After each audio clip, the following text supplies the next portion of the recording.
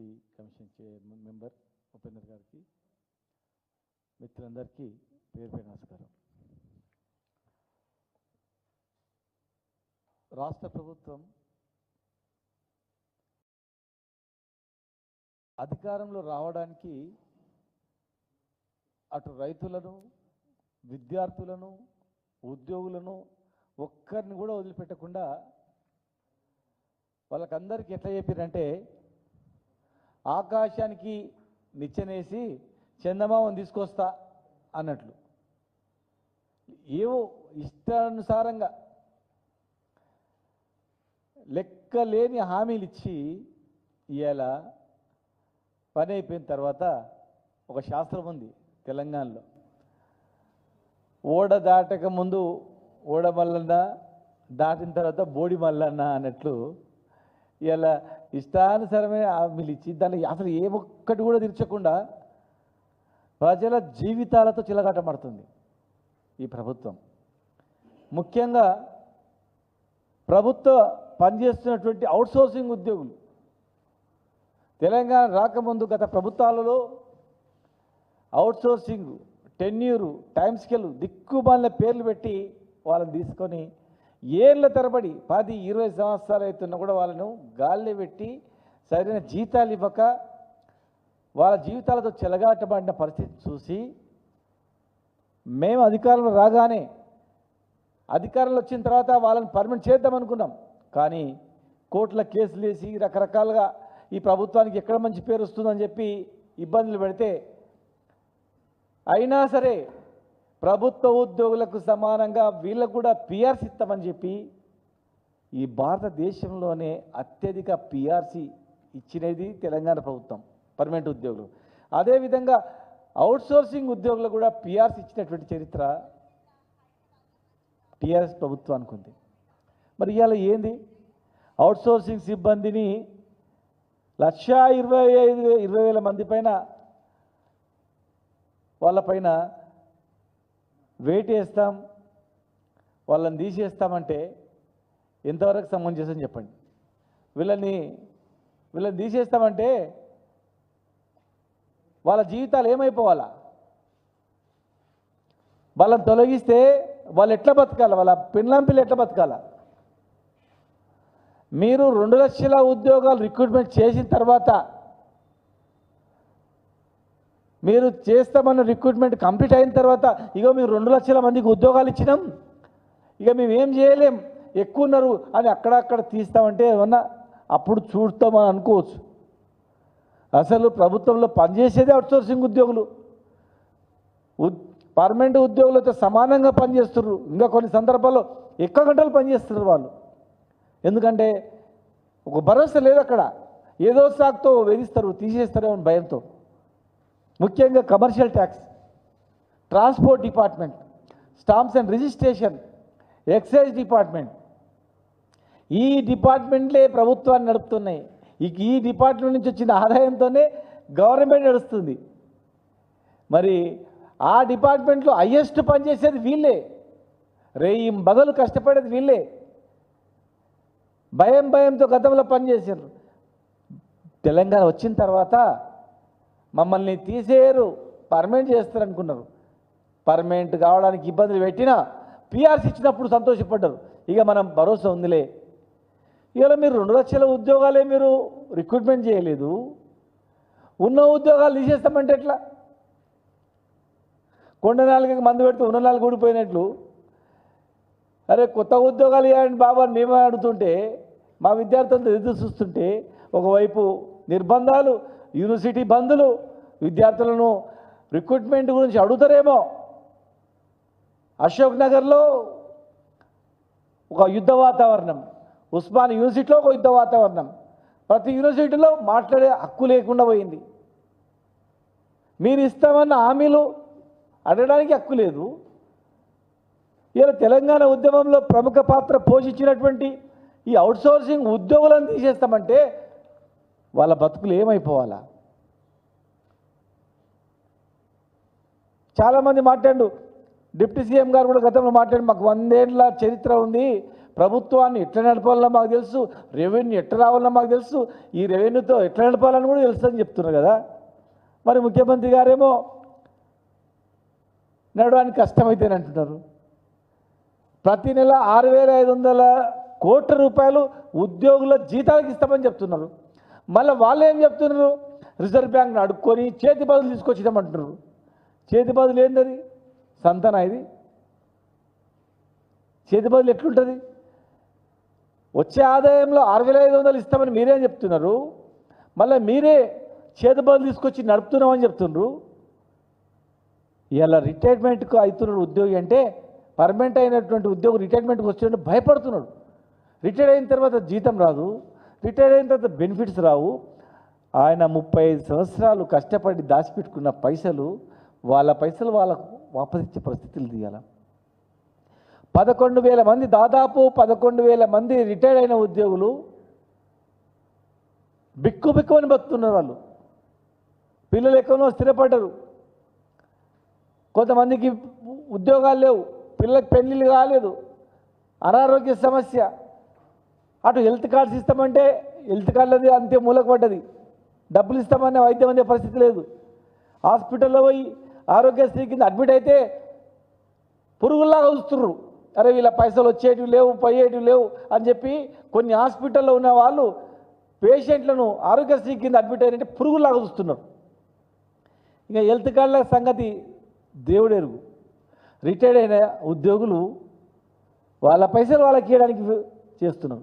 మేము ఒకటే డిమాండ్ చేస్తూ ఉన్నాం, మీరు భూములు అమ్ముతాం లేకపోతే ఇంకేది అమ్ముతాం, అక్కడ ఫార్మసిటీలు అది చేస్తామంటారు కదా, ఫస్ట్ ఆ పైసలతో ఇమ్మీడియట్గా రిటైర్మెంట్ అయిన ఉద్యోగులకు వాళ్ళ పైసలు వాళ్ళకి వాపసు ఇవ్వండి. ఉద్యోగుల యొక్క త్యాగాలు అంతింత కాదు, లెక్క కట్టలేనటువంటిది. రిటైర్డ్ ఉద్యోగులకు ఇమ్మీడియట్గా ఇవ్వండి. ఒక్క డిపార్ట్మెంట్లో ఒక్క ఉద్యోగం తీసినా మేము ఊరుకోం చెప్తున్నా. అవుట్సోర్సింగ్ ఉద్యోగం ఏ డిపార్ట్మెంట్ అయినా సరే, ఏ డిపార్ట్మెంట్లో అయినా ఒక్క ఎంప్లాయీని తీసేసినా ఖచ్చితంగా మేము ఉద్యమిస్తాం. తెలంగాణ ఉద్యమం తరహా ఉద్యమిస్తాం మేము. పంచాయతీరాజ్ డిపార్ట్మెంట్లో ఇప్పటికి జీతాలు లేవు, మున్సిపల్ అడ్మినిస్ట్రేషన్లో అవుట్సోర్సింగ్ వాళ్ళకి జీతాలు లేవు, చాలా డిపార్ట్మెంట్లో అగమ్య గోచరం ఉంది.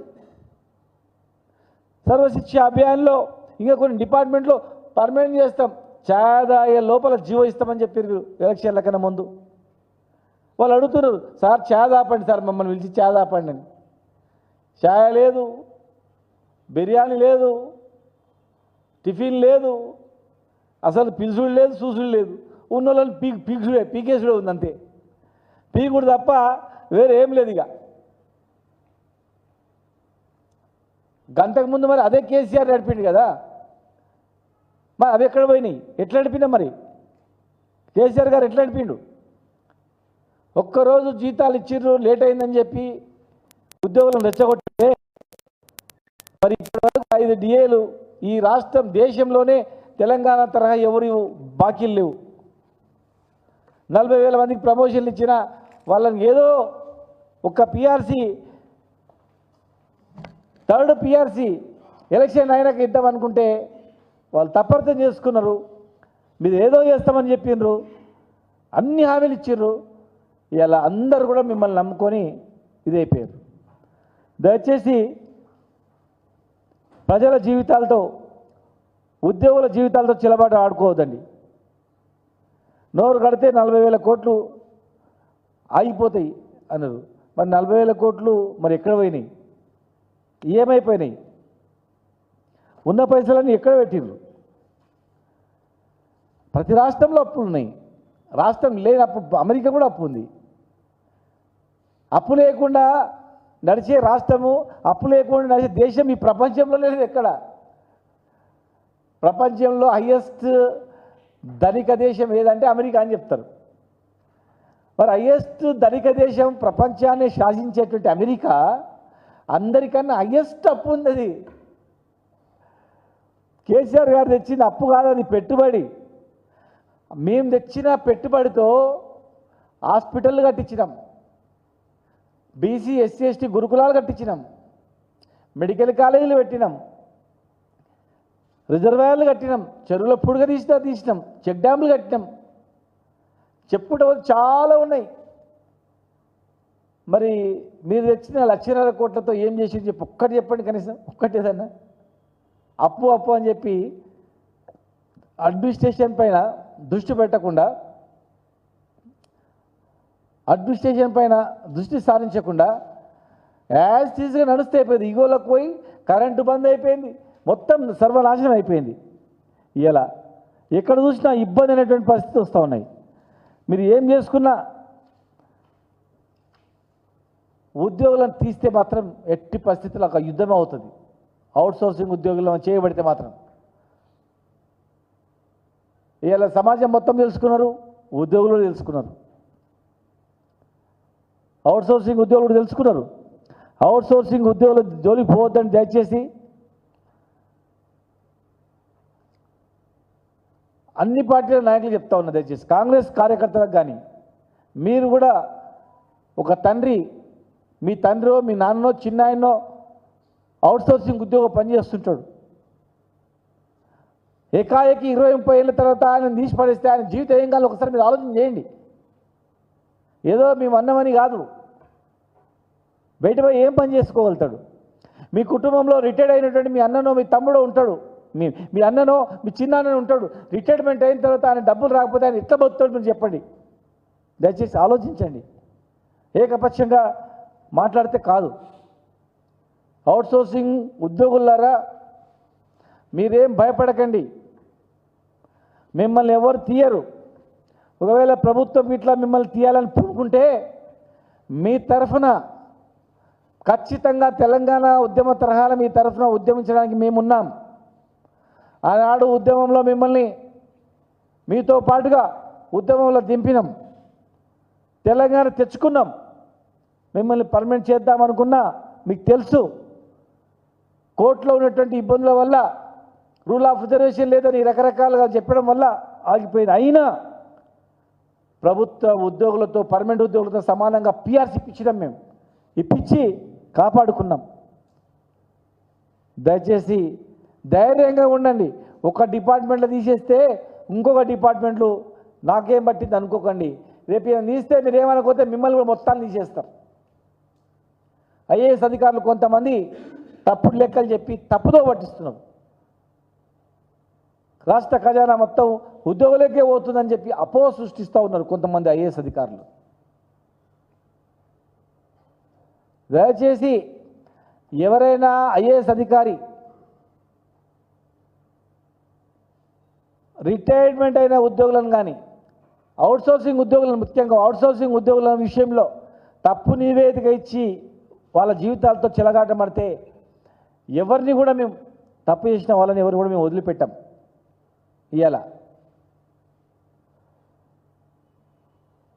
సొంత జిల్లా, ముఖ్యమంత్రి గారు సొంత జిల్లాలో ఇవాళ నేను పర్యటించి వచ్చినాను. వడగండ్ల వాన కొన్ని వందల వేల ఎకరాలు, రాష్ట్రంలో 1000 ఎకరాలు వడగండ్ల వాన వల్ల టోటల్ చిన్న భిన్నమైపోయింది. వడగండ్ల వాన వల్ల ఎక్కడి వాళ్ళు అక్కడ ఏడుస్తూ ఉన్నారు. వాళ్ళ పరిస్థితి దిక్కుతోని స్థితిలో ఉంది. వాళ్ళంతా సార్ కౌలు రైతులకు కూడా ఇస్తామన్నారు, మరి కౌలు రైతులకు కూడా డబ్బులు ఇస్తామన్నారు, రైతు బంధు ఇస్తామన్నారు. ఎక్కడ పోయిందో మాకు తెలుస్తలేదు సార్. కౌలు రైతులు లేదు, ఉన్న సేన్లు ఇప్పుడు పోయినాయి, ఒక్క ఆఫీసర్ వస్తలేడు, మేము ఎట్లా బతకాలని చెప్పి ఈమె వేడుకుంటా ఉంది. నేను చచ్చిపోతా సార్ అంటుంది ఈమెను ఓదార్స్తే కూడా ఇంటలేదు. అప్పులు తీసుకొచ్చిన ఆదివారం నాడు 1 కిలో కూర తెచ్చుకుందామంటే పిడిసెన్స్ వస్తుంది కదా అని చెప్పి మిరపపొడి అన్నం తిని బతికినాం సార్. ఇవాళ రాత్రి వర్షం పడ్డది, భూమి మీద ఒట్టేసి చెప్పింది ఆమె. తిండిగా కడుపు కట్టుకొని చేను పండిస్తే ఇవాళ మొత్తం పోయింది. అగ్రికల్చర్ ఆఫీసర్ రమ్మంటే నేను వరంగల్లో ఉన్న, రేపు వస్తా అని చెప్తున్నాడు. నేను